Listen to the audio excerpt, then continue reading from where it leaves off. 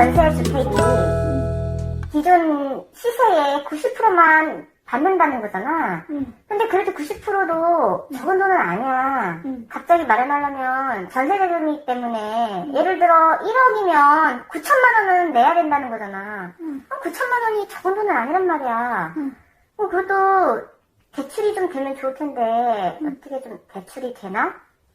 그래서 이번 정부에서 너 같은 국민들이 의문을 가질 수 있기 때문에 또 미리 준비해 놓은 또 제도가 있지. 그러니까 대출이 이제 연계가 될 수 있도록 출산 가구의 청약 및 대출 간의 그 연계 지원이 가능하도록 그 뉴홈 모기지가 이제 없는 신생아 그 특례 공급 우선 그 공급에 그 당첨된 경우에 그 입주 시점에 보면 이제 자녀의 나이가 이제 좀 중요한데 자녀의 나이가 중요해.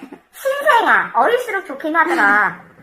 그래서 이제 자녀의 나이가 중요한데 이제 신생아 특례 대출 그 요건이 그 아기가 2세가 안 넘어야 되잖아. 넘는 아기들이 있는 집들은 어떻게 해? 꼭 이렇게 신생아만 해?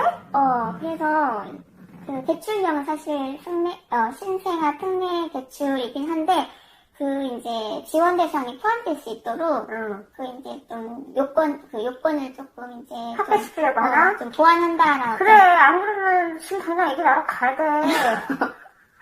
그래서 이제 이 제도를 약간 좀 개선하겠다라고 이제 발표를 한 것 같아.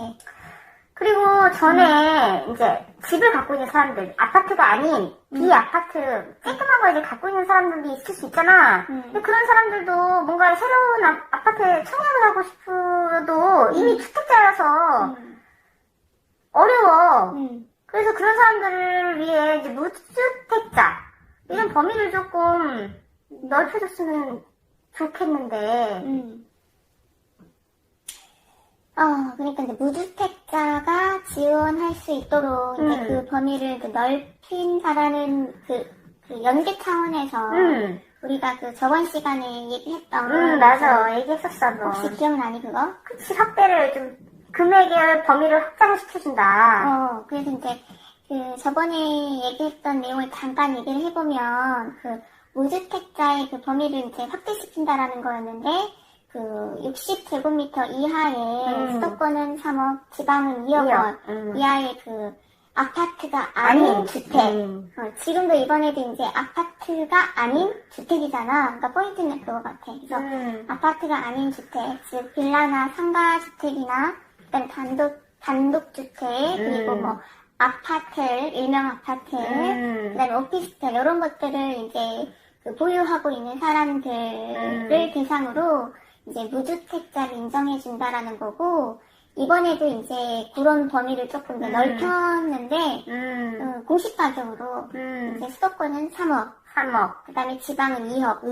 그러니까 이제 저번에 발표했던 거랑은 약간의 이제 또 보완이 계속되는 것 같아. 그러니까 이게 시가냐 뭐냐, 뭐 시세냐 이제 이런 식으로 하니까 이제 공시가.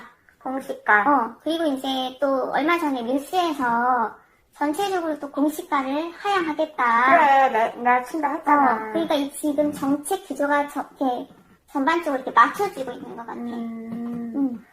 그리고 이제 회사 다니는 사람들, 이런 사람들이 이제 이전을 할 때, 사실 회사에서 집을 마련해주는 경우가 있어.